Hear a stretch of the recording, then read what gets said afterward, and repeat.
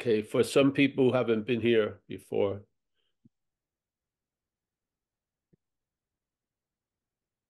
welcome. I think I want to get to the point of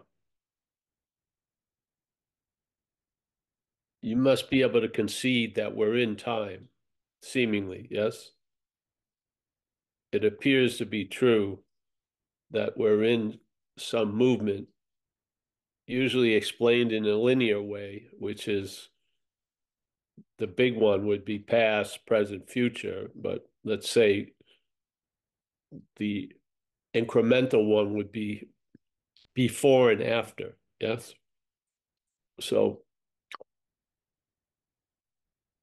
if you follow what Ramana, this is how I see it anyway at the moment. It was one of the more important things he says in most of the different uh, books on his teachings. He has one that sticks out pretty much, and he says it in different ways. But the way I don't have any of his books, so the way I'm I see it is how I saw it, at the time, and that was uh, a presupposing. So if anyone wants to look at the definition of presupposing, there's a presupposing. Now, does that mean there's someone doing it? No. But there's someone done to by it? No. There's just a presupposing. It's not like pointing fingers at something. Presupposing of a non-existent thing as being an existent thing. Very simple. You can see the duality of non-existent and existent, yes? So existent would be sort of the opposite of non-existent thing. Both things, but one's existing, one's non-existing. The non-existent thing is the fact. The existent thing is the story. Yeah? How I see it. And in that story, the existing thing may want to get salvation, not usually from the existent thing, but as the existent thing. And he's saying that this is what happens prior to maybe a drive to start seeking speech, let's say spiritually. And then he says, if this is the case, which he's saying it is the case, the spiritual practices themselves are reinforcing the non-existent thing as being an existent thing. How can they destroy it? It's simple. It's not like an edict or a command. It's something, it's an invitation, see where it lands, yeah? And you probably have plenty of evidence concerning the previous statement, non-existent and existent, just waiting to be collated or translated in a different way than you do, yeah? Or many others that you've heard. Maybe you just need a new, freshened up presentation. So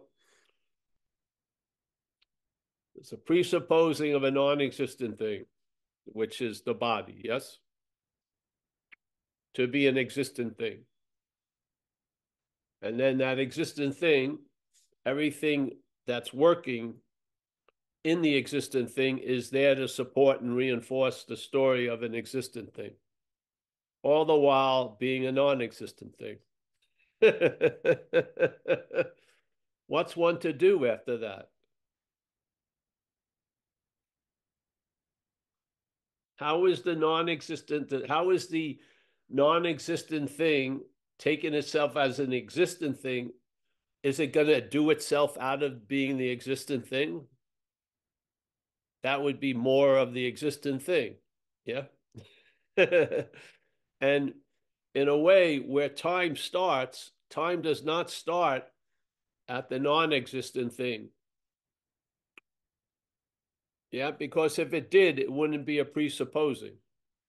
The presupposing happens in time, and therefore the idea that's being presupposed that the non-existent thing is the existent thing is where we start, most of us. We start from the existing thing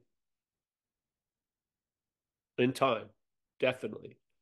And yet, because the supposing of the non-existent thing to be an existent thing is done in time, and in that time, it's presupposed to be before all time. So you are the starting point, and you start, and you're going to finish as an existent thing. Hmm?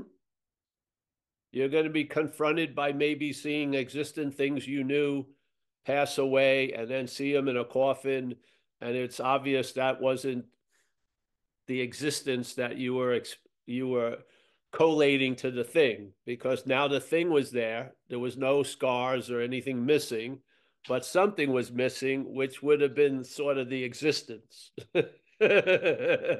So as soon as the existence is taken out of the existent thing, it immediately reverts back to its original condition, which is a non-existent thing.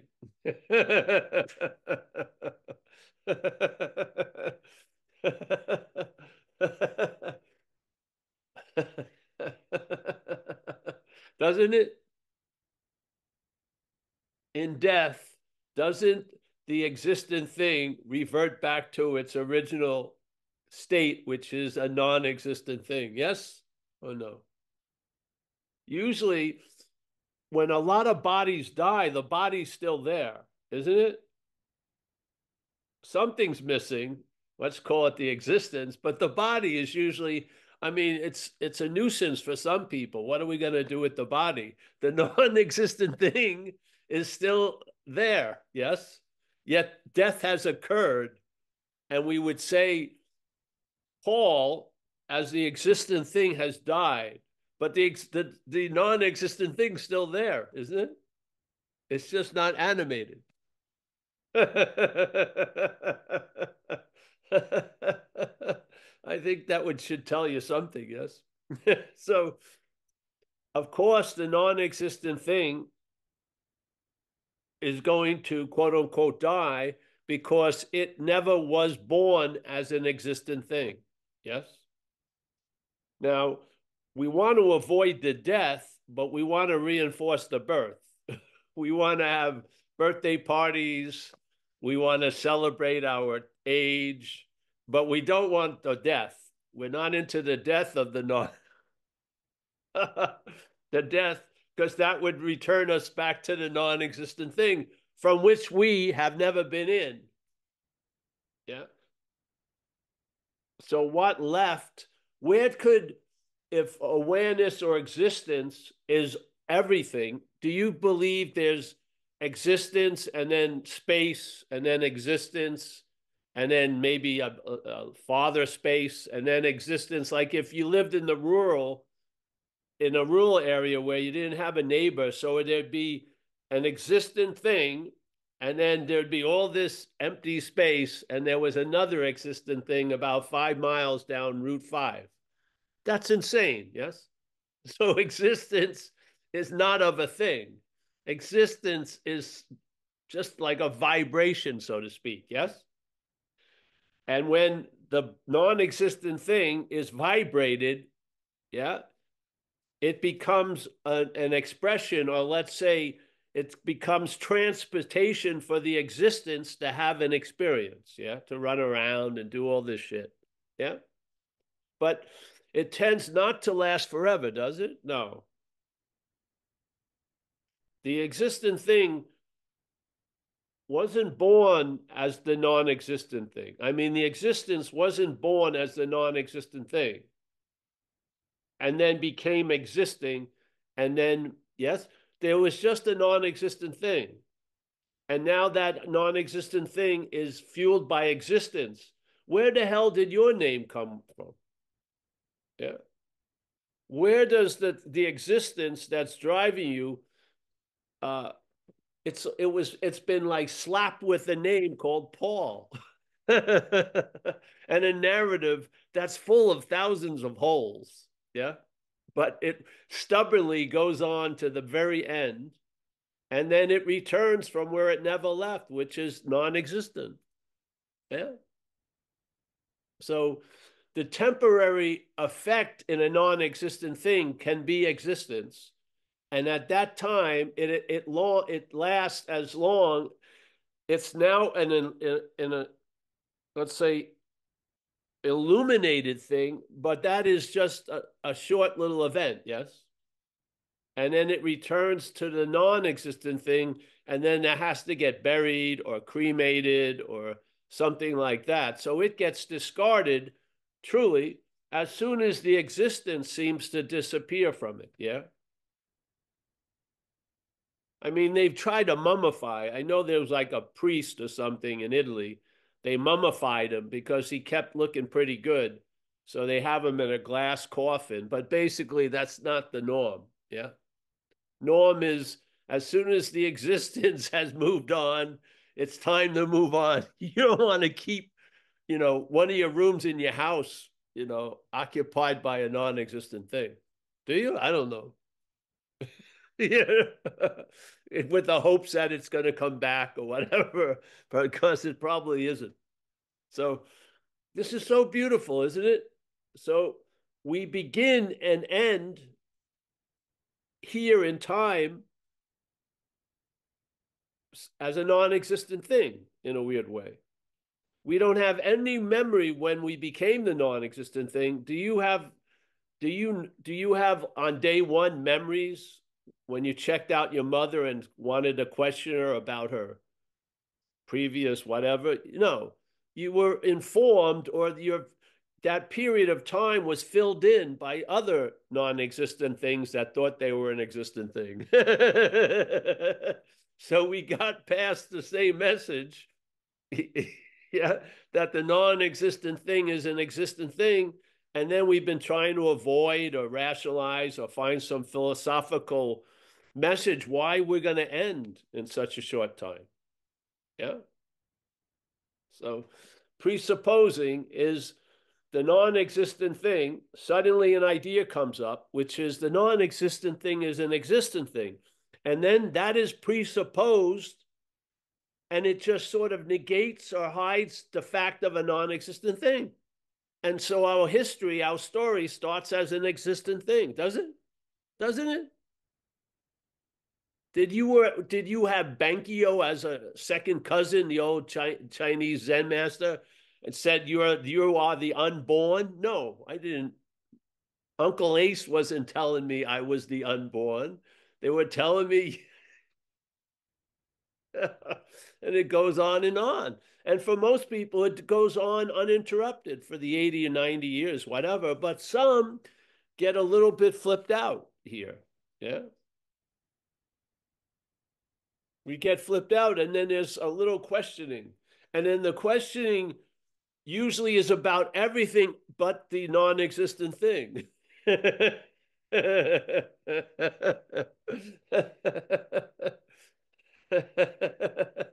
And the non-existent thing as the existent thing is going to practice stuff and transcend as the first and only existing thing. Yeah. And is rarefied. There's only a few that have done it. So it's going to be quite rarefied where you go. And you're going to be in a very small club called the original, very rare existent thing. Most of us are going to be at the story at the end of the non-existent thing. Yes? When people keep calling me Paul, I'll be laying in a coffin and I'm obviously then the non-existent thing. Yes? But the giving me the story of being that which existed, they'll still talk about that non-existent thing as Paul and go, "Oh, that was a beautiful wake for Paul." And I know Paul's somewhere hearing this, and tell him how much all this stuff. No, there's no existence that's ever been called Paul. If you lined up 80 existences, I don't think you could pick Paul out of the lineup. Yeah. Who would be the Paul and who isn't the Paul? There's just existence. And existence is not a thing. All things die, existence doesn't, or whatever's before existence. Yeah. So this is a simple thing that the narrative that I believe my history starts at 0000, but that's not actually 0000. 0000 is the emptiness of existence as a thing. Yeah. But our history starts in time and is of time. And Jesus says we're not in this world. Therefore, we mustn't not be of time. Yeah. So, how does this happen? Mental state's pretty fast, isn't it? When there's a doing of something, do you feel like the doer of it? Yeah. And when you look at life, aren't you having memories of being a doer, basically? Yeah, there you are surfing, there you were greeting your firstborn. There, yes, there was all a lot of doing. And so your memory is of you as a doer, and it's pictured as a thing. And obviously, the presupposing is just a fucking fact in this historical world. The thing is what's existing. Yes?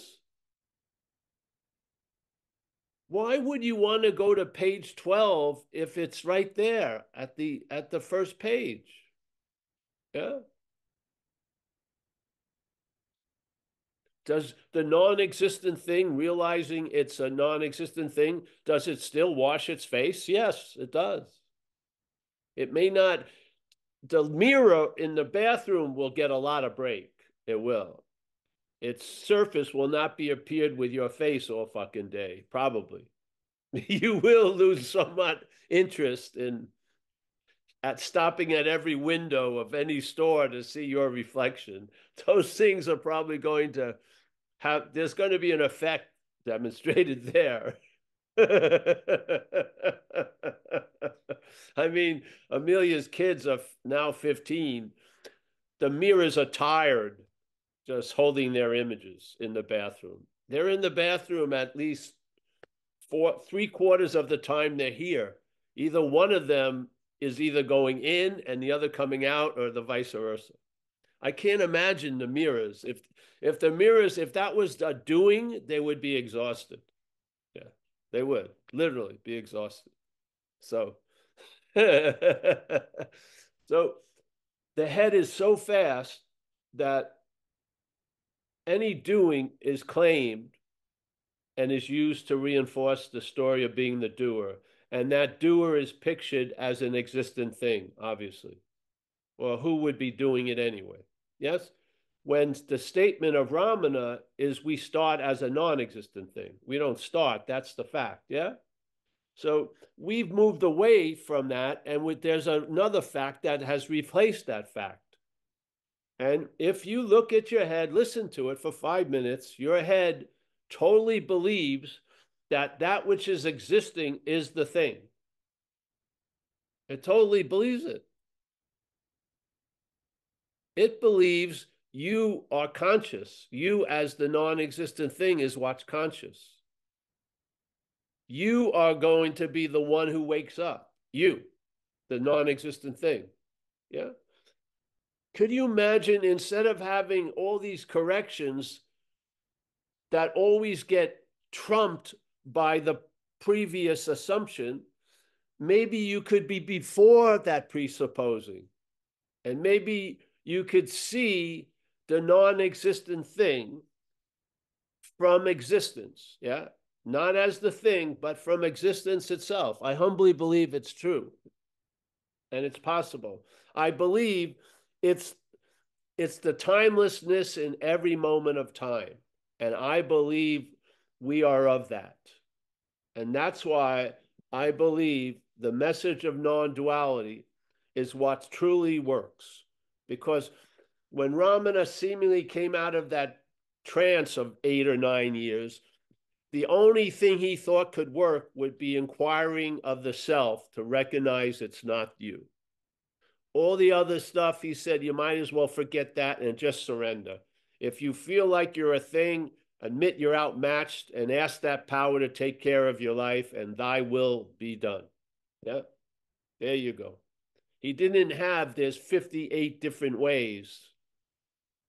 He basically said, if you're in one situation or one condition, surrender probably is the best idea. If you want to see the origin of the misery, self-inquiry. Because why? When you inquire of self, you are acquiring as self. And getting them both in this room at the same time, they negate. So when you ask the idea of self, who is it? And you are the asker of that, you are also the asked. So the ask is the one who's being questioned, who am I? And the one that you expect an answer from. And then the asker of that is also what you're not. Yeah. They get negated. And then you're back at square zero. And when you're at square zero, you realize every square that we believe there is rooted and based on square zero. So square 30, if you look down, it's square zero. Square 87, square zero. Yep. Now, see if you moved. Yeah. If you have a tendency to love music, you may play spiritual music. Fantastic. If you don't have that tendency, you probably won't. Yeah. If if you were built to become a bigger, better person, you'll probably continue. If you thought the bigger, better person was the way to escape here, you probably won't. Yeah. You'll probably lose interest in becoming a bigger, better person. Yeah. And there it goes. But at least you're at the level of blue is blue and red is red. And you will be brought to places where you will never, like we were sharing today at the recovery thing. When I came into recovery, to make it easier for people who had trouble with God, the idea of God, they said, listen, have a higher power of your own understanding. Yeah. So easy. No, you don't have to have an argument or a debate. Just whatever you want, as long as it's not you, you can have a higher power. Okay. That's what I was introduced to. Very quickly, I realized I don't want to have a higher power of my own understanding, because I had a very strong sense that my own understanding was quite small and quite built as a misunderstanding. So there was no way I wanted to see the higher power from my view. I wanted to see the higher power from its own view. Yeah. That corrected, and it's never done anything else after that. 35 years, that's been the view. Yeah. So some corrections don't get reinforced or redone or added onto. They just end stuff. Yeah. And I believe non-duality is the ending of a lot of stuff, not the starting of a lot of stuff, because what you're going to be introduced to did not start. It's always been available, but it's the ending of a lot of shit that just mentally started. Yeah. And the mental is giving life to it. And your whole dread is that it's going to finish, but it's going to end. Yeah. But what we're seeing from is not that which was born and is going to die, but I don't know, another condition completely foreign to any condition I've ever known or understood. So when they say the peace that passeth understanding, I believe it just passes our understanding. Yeah. I think peace can be understood unbelievably. I believe peace will pass our understanding. Yes? Yeah. So, so I believe, and this claiming of being the doer or whatever's happening is going to infect every and any process that you do. Yeah. So if you're doing a process to get out of it, it's going to use that process to reinforce you're in it. And I have collapsed on that recognition. It was one of the greatest deflations and the greatest successes. I realized I cannot get out of an imaginary place. Yeah. Don't. Doesn't get reviewed or debated every season. It's just a fact on how I see things. Yeah. And it's very disarming. And you are right at the pulse of your day. You're just here constantly. Yeah. You don't have the joy of getting here because you never left. Yeah, that joy is going to be very short, and you're going to have a lot more suffering than the momentary joy. Yeah, the payoff cost ratio of putting off the fact that your nature is already readily available to seek for it, the payoff cost ratio is not good. You may get a payoff of a peak experience, but the cost is going to be a bondage to some mental idea for quite a while. Yeah, yeah. All right, thank you. I could go on and on, but I'm not. Yeah.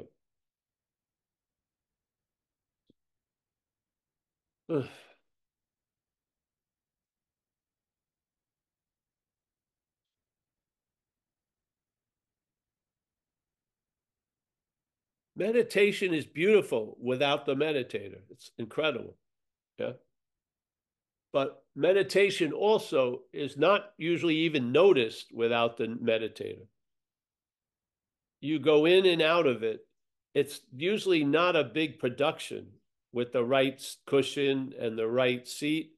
It's just like life causes you to pause, and you pause. You're readily available. Yeah. We had this thing with this guy in Italy who owned this like a delicatessen type store. We had never been there, and it was a bunch of us from Zoom, from the Zen Bitch Lab.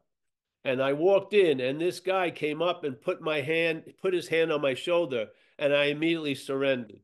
Just immediately, because I was available. Then he led me to a tiny little chair and started feeding me. Just unbelievable. And then we went back there for every day for a couple of weeks. It was just amazing. He put his hand, and I didn't need to be cooked. Yeah. It just that, oh, okay. Why fight this? He just, yes, because why are you working so hard to become available? You're already available. Who's telling you you're not available?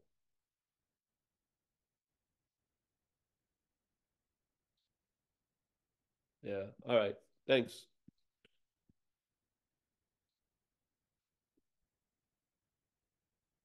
Michael. Hey, Paul. I was just thinking that that which is telling me that I'm not available is the problem. Bingo. Yes. Yeah, yeah, I've had that issue my whole life. I mean, well, Well, I mean now you, that's like how the book says in the big book. It says where the root of the troubles are. I'm telling you, the biggest problem is the one trying to solve problems. Yeah. Yes. If there's a one that wants to solve problems, it's going to see a lot of problems. That's just the way it goes. Yeah. Yeah.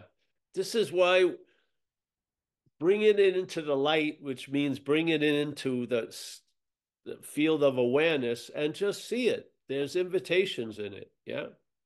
In these descriptions, there's an invitation. Just turn it around. It may be on the bottom, it may be on the left shoe, but there's an invitation.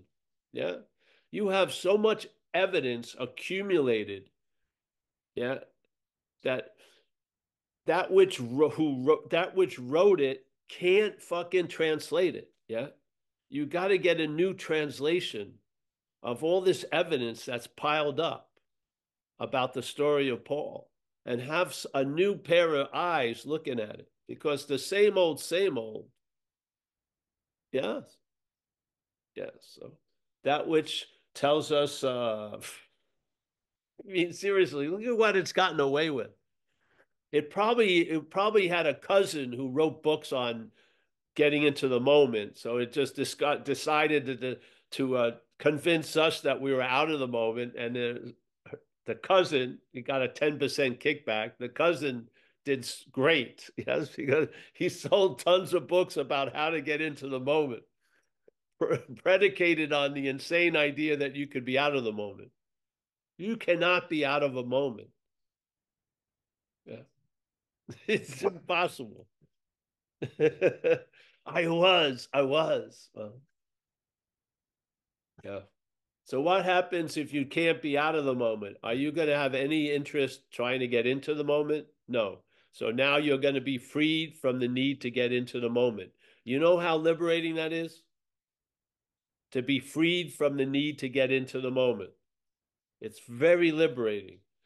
The great liberation from the need to be liberated. You're now liberated from the need to be liberated. That which believes and keeps telling you it needs to be liberated, you're not that. So you now have been relieved of the need to be liberated. You are now relieved of the need to be awake. If you look at this world of that we've been involved in, most people would have been better off if they never heard the word awakening. Never. I mean, because suddenly they have something, a new thing to compare themselves with other people. Oh, I can't fucking believe that guy's awake. And I've been going a lot longer to satsang and everything like this. Isn't it insane?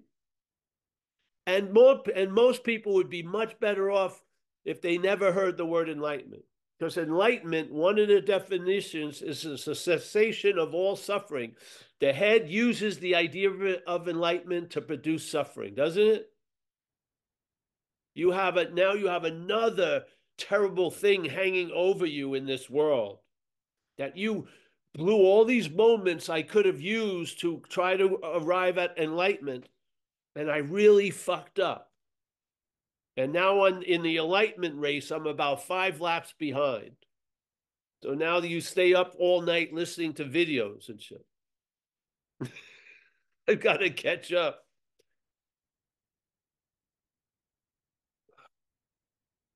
Uh, yeah.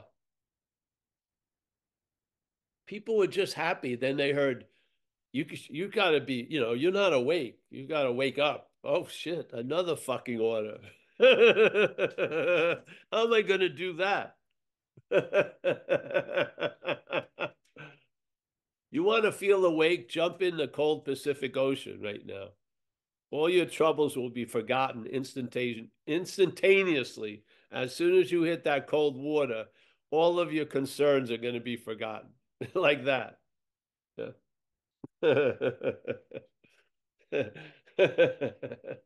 I was going to do that, but the insurance was too much. Yeah. The person would have a heart attack or something. I'd be fucking in jail for the rest of my life. All right. Anyone? Yeah, my clerk has his hand up. Hey, hon. Mike Clark has his virtual hand up. All right. I do. I'm going to lower my virtual hand.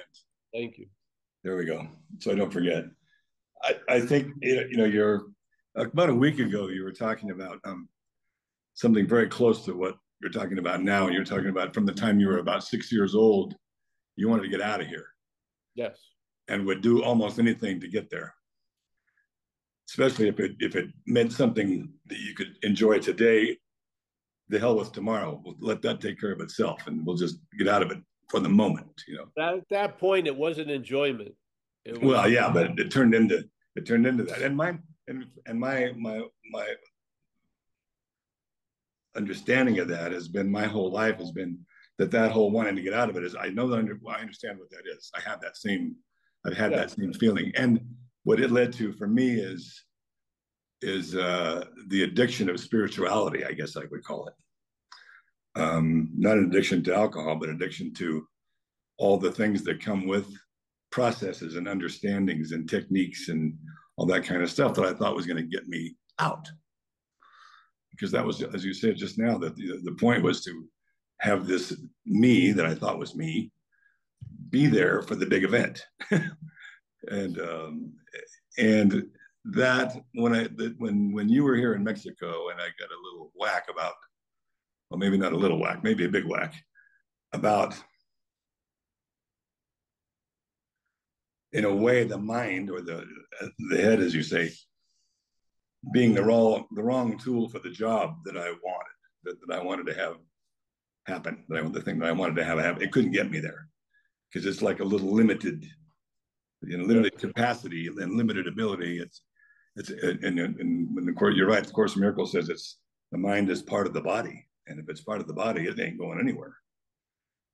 It's not even alive. It's not even there. So the thing that I was been meditating, and what it led me to was, daily practice of meditation and teaching meditation for 50 some years, and thinking that any deviation from that, skip one meditation, it's like, trouble, because that could lead to the slippery slope and, whatever, all the guilt that goes with that. And I could have done more, and I could have meditated longer. I could have done this or that or the other.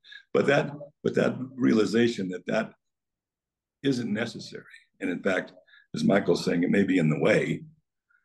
Not only is it not helpful, but it's in the way in some ways. If I let it, was one of the most liberating things had ever happened to me. Maybe the most liberating thing that ever showed up in my life, And now I have this.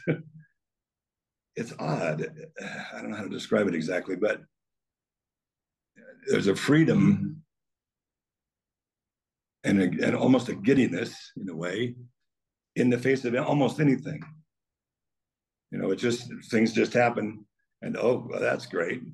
One outcome is about as good as another. There's really a whole lot of difference, and so it's absolute. I guess absolute freedom. I can't, but it's in the context of daily life. Yeah, I thought they didn't. There wasn't any overlap there, and there may not be any overlap there. Really, it's just two different things going along at the same time. And my experience is much less localized, I guess, than it used to be. It doesn't feel like it's contained by anything anymore. It's just, yes, yeah. yeah. Well, see, the body and the brain is good getting there, but it can't get here. Yeah. Yeah. Here, it's too agitated, and that agitation makes it good to get there because it will agitate movement and shit like that. But that agitation isn't good here. Right.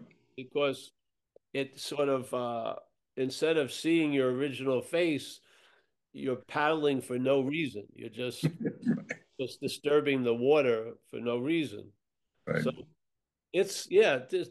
they're gonna try to put people somewhere else, like in Mars, and they'll adapt with Right. a spacesuit. Right. And that they're all for there, and they'll go a long distance.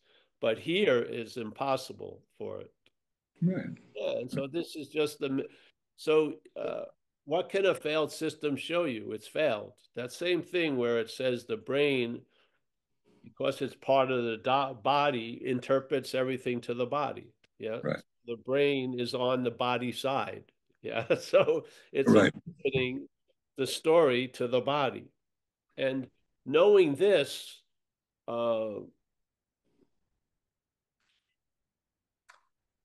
Well, I also think that all that stuff that I did, and I did a lot of stuff, a lot of different things. I mean, I hear your experiences, and it sounds like my life in some ways, all the different things I tried, But I think of meditation in particular as what you call a skillful means. And maybe it gets to a relaxation of the body. Maybe it gets to a little rubbing of the sharp corners off, so it just get along better in life, in the dream. But to be in the reality of here right now is a whole other thing. That's not even it can't even approximate that. There really is no overlap between those two experiences in my mind, in my experience. yes. Well, this is the point. That which we want to take us places can't go here. That's all. It's just simple. Yeah, right. And then all those things have been put to great use. You met a lot of people, and you probably helped a lot of people along the way, and it's vice versa. There's nothing adverse to that. That would be categorized, I feel, in the Course of Miracles, of dreaming oneself out of the dreaming. So you're using things that are happening in the dream. You're not, but the head is the mind, the big mind, is using what happens in the dream to dream the mind out of the dreaming. Not bad move. Yeah. And so this is just a warning that something, while you're supposedly going here and going there, there's something that has a story about it's going here and going there. And in a way, it gets to publish its paper before you get to publish the paper. Yeah. So you're hearing its news first. It's just a warning. I had no idea that was going on, that when uh, consciousness, if you want to call it that, brought me into contact, the head was claiming that contact to reinforce a story before I even knew it. Yeah. And then, so basically, I was seeing from its effect, but not, I was looking from its effect, but not seeing it at all until I did. And then in this case, that became so important. I haven't moved on from that point, to point out that, because I didn't hear it emphasized, even though I remember that first page of the Cutting Through Spiritual Materialism by Rinpoche, Trungpa. He says, he used the word ego, which I don't like, but he said, you better know that the ego is going to try to take it, is going to take advantage of anything it's brought into contact with. Before he went through the whole 200 other pages of the book, he said, basically, this is the whole point of the book, is this. Yeah. And the same way I felt. I was just going to satsang and stuff, and I was sensing things, and then I ran into this, and the finality of it was just complete. It just said, if you don't see this, you're going to be looking from it, really. Yeah. And if you're looking from it, you're seeing things in a different way. You are. Yeah. Yes. So, and here we are 20 years later. I haven't really moved. It was funny. Someone sent me, Mary Champagne sent me something of like 15 years ago, and I had said the same thing the night before. So I pretty much, I'm, it's just really, I mean, amazing. And a lot of happened to the thing. My hair grew and I'm older and shit, but the same fucking thing, point, because it was so convincing how it sent something sensed in there, uh, that I've just followed that as best I can. And it doesn't seem to be in any process of changing, because I truly believe this is why we joke about doing other stuff. And maybe people think I don't have any value, believe there's any value. There's great value in stuff. There is, as a form of expression and stuff. But the head is finding great value in stuff also. Yeah. And I found that it valued spiritual stuff way more than washing the dishes. Yeah. So it seemed to be getting a bigger reflection from itself by peering into being the doer of spiritual practices than doing dishes or walking the dog. Yeah. And that set off some warnings, because I humbly believe the head is looking for a reflection of itself all day. Yeah, because it's constantly trying to convince itself it's a long-lasting, independent, separate thing itself. And it needs reflection of that all day. And some things give it a bigger reflection than others. And in my composition, spirituality was seen as a much more noble thing than doing the dishes. Yeah. And therefore, it cast a larger shadow than other stuff. So I could see spiritual addiction when I started visiting groups. I could see it. And they don't have the luxury of an intervention. Somebody can sign up for the 36th retreat, and they're probably not going to get any blowback from that. No one's going to say, did the 35 retreats not work? What's going on? Yeah. You're going to go on and on and on. No one's going to intervene on you going to a satsang, probably. Yeah. Yeah. But addiction, the head is addicted to itself. And you can tell, and it's agitated. So if you would wanted to know its constitution, it's agitated. Its nature is foreign and its constitution is agitated. Yeah. So when it arrives at peace, it's worried about will there be peace later. See, it cannot rest. It just can't. Watch, see what happens. You will meditate for 5 hours. If you start going into a zone, the head will say, "Did you leave the oven on?" You'll find any reason to get up. When you're not seemingly there, you'll stay there for hours. Or it'll say, "Hey, I think I'm getting into a zone." Yeah, yeah, It's like, what exactly. the hell? That's exact same thing with epiphany. You know you're at the end of an epiphany when the head says, "I'm having a big epiphany." Exactly. It's all over. It's all over automatically. And immediately it's it like that. All right. Well, thank you. And we have And thank someone you. I else. appreciate We it. have Ernie. Ernie's coming in. Hi, Paul. It's not really a question. It's just I just want to say, I've been watching your YouTube videos for the last couple of months, and just want to say, bit of a gratitude because to you because I reverberate what you're saying, and all my ideals and going to Arunachala and all this stuff and meditating is like completely pull the rug under my feet. It's like it's not something extraordinary. It's just yeah, and yeah, and I yeah, I there's an understanding of what you're saying. So Yeah. thank you. You're welcome, Ernie. Yes. There is some sadistic pleasure to pull out the rug from other people's feet, but that has nothing to do with the message. A little to do with the messenger.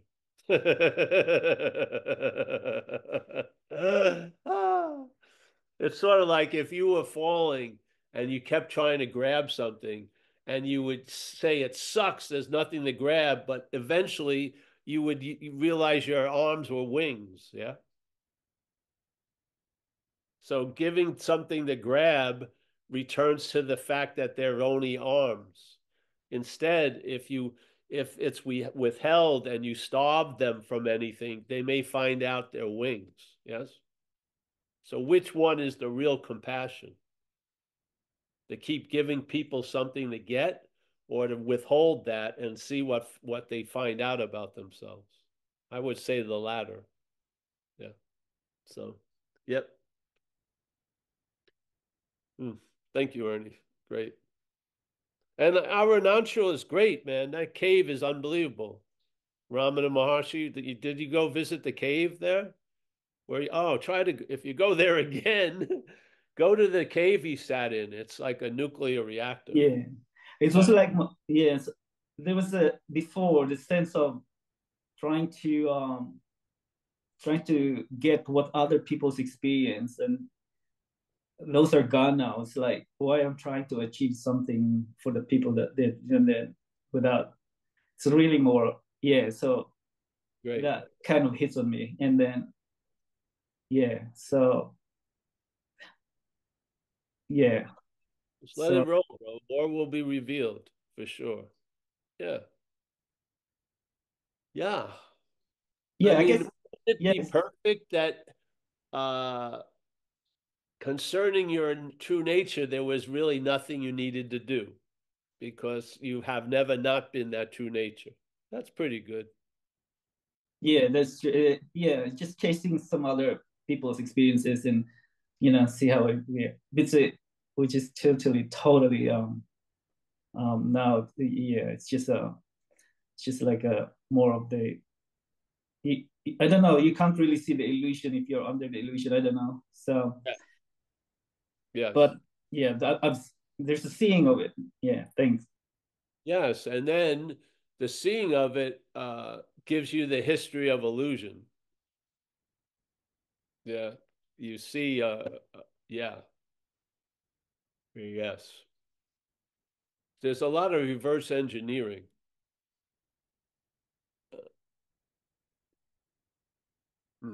And it's all just a shift of emphasis and time and all that. Yeah, they're just that's why what non-duality I feel arose to combat, yeah. And some of that which it combats is like thousands of pages of commentary on this and that. It's usually its invitation is one sentence, maybe 5 words, like the seeker is the sought. It's really a negation of all the compounding and the mysticism and the exoticness the head has given to our original nature. Yeah. Where it's really uh it's great quality here is dog shit awareness, literally. It's just you're walking on it all day. It's just it just works. Yeah. I mean, I came to peace with a lot of shit I wanted to find peace from. Yeah, I've come to peace with a lot of stuff. I had no idea. Yeah. Yeah. So happy we have this little community and we can sit together and uh, I hope you, yeah. I just feel like spirituality, like a lot of things, needs some warnings. You need some warnings about what's going to happen if you engage in spiritual practices. There's going to be a claiming because they're not sacrosanct. Selfing is in there, and stuff's gonna happen. And it'd be nice to know that uh, before than after, I feel. Yeah. So yeah. But again, a lot of times when we're convinced it's done by try, and fail. And then finally seeing the failure as the great success. Yeah. And that's what I feel a lot. I feel uh, one person, if they say, I'm never going to get it, you can see they're super frustrated and disappointed and disillusioned. Another person says the same thing, and it's a hallelujah. I'm never going to get it because I am it. Fucking great. Yes. That incredible heavy burden has been lifted. Yeah. There's no demand of you to become it. You are it.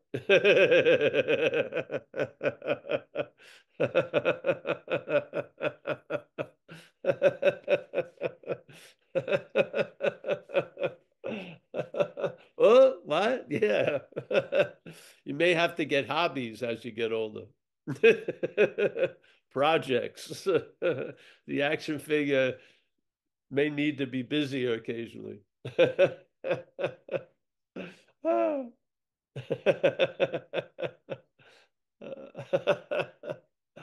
Uh, yes. All right. Well, anyone else?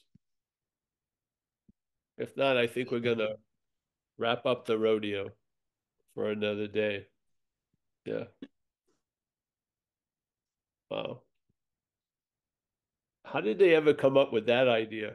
Riding fucking wild bulls.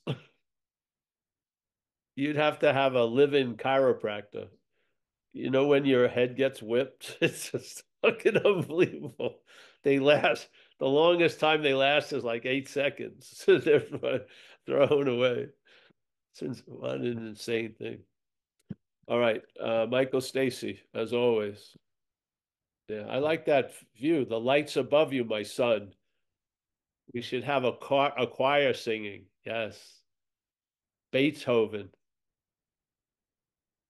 the Requiem. Yes. Oh, I can hear it. I can hear the angels singing. Yeah. Uh, Mary, nice to see you, Mary Champagne. Mike Clark, my man in Mexico. Marl, nice to see you, honey. Alive and well, still, right? Fantastic. Kathleen, Pennsylvania, not Delaware. Claire and Sydney, nice to see you, Claire. Yeah. David Lowe, Jim Elliott, nice to see you, Jim. Mike G from San Clemente. Always a pleasure to see Mike G. He's very generous. I haven't taken him up on his offer because I'm not taking many offers right now, but it's a beautiful offer, Mike, and I appreciate it. Yeah. Right on. Hey, so I got to tell you, it's not because you have ever said it before, but I jump in the ocean every day. Oh, great. It's like a built-in cold plunge. That's great. Yes. Yeah. Yeah. Yeah. Fantastic. Yeah. Uh, I haven't been in a while. I'm probably whatever. Alan, always a pleasure. Alan Olson. Saraswati. I don't know where she is, but she's here for sure. Judy Levins. As always a pleasure, Judy. Kerry, as always, nice to see Kerry. We got Susan Harris. She's still in Cape Cod. No, she isn't. She is returned.